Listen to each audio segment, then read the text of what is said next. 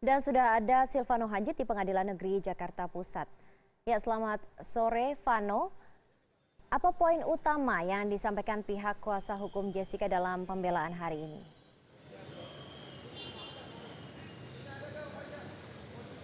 Ratu, saya kurang jelas mendengar suara Anda, tetapi saat ini pledoi sudah selesai dibacakan sebanyak 300 halaman sejak kemarin hingga sore ini.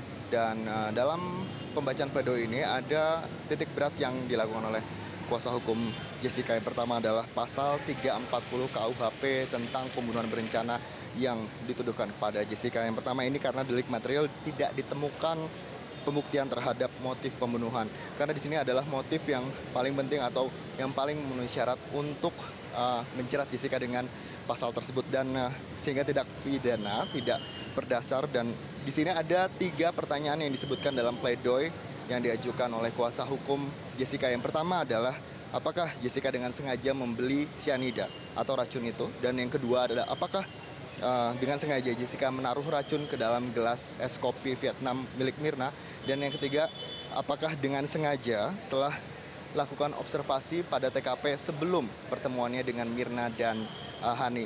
3 pertanyaan ini tidak dapat ditemukan dalam kesaksian maupun bukti yang telah diungkapkan dalam persidangan sebelumnya oleh jaksa penuntut umum, dan termasuk juga tidak ada bukti yang diungkapkan dalam CCTV.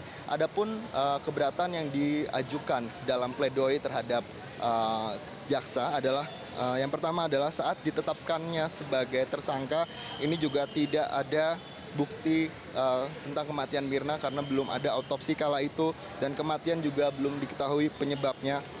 Di sini ada yang paling menarik tentang jika kita kaitkan tentang pasal 340 KUHP. Yang pertama adalah tentang motif, karena berdasarkan pledoi yang telah dibacakan tadi, jaksa menentukan motif pembunuhan terhadap Mirna yang dilakukan oleh Jessica adalah tentang kesaksian Arif Sumarko, suami Mirna, yang mendapatkan testimoni dari Mirna sebelum Mirna meninggal.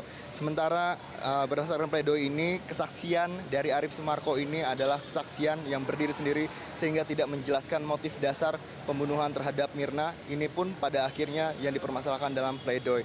Sementara jika tadi kita lihat sendiri setengah jam yang lalu sidang pembacaan pledoi ini telah selesai, dan ada poin penting di sini. Yang pertama, dugaan adanya suap terhadap hakim ini juga masih perlu dibicarakan lagi atau perlu ditindaklanjuti lagi, karena berdasarkan pernyataan dari kuasa hukum Jessica Kumala Wongso, Oto Hasibuan, menyebutkan bahwa praktik suap tidak ada dan tidak dibenarkan, tapi ia juga akan membuktikan selanjutnya dan akan segera bertemu dengan Komisi 3 DPR untuk membicarakan tentang dugaan praktik suap yang dilakukan oleh kuasa hukum Jessica Kumala Wongso. Ratu. Ya, Vano, tindak lanjut dari pembuktian praktik suap ini akan seperti apa, Vano?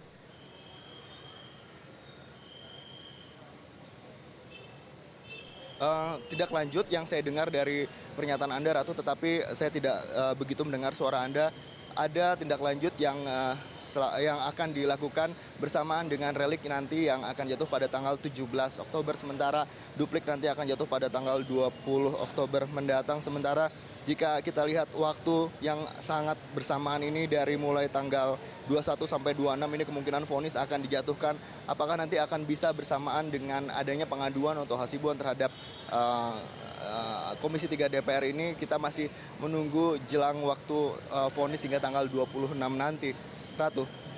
Ya, baik, terima kasih atas informasi Anda, Silvano Hajid.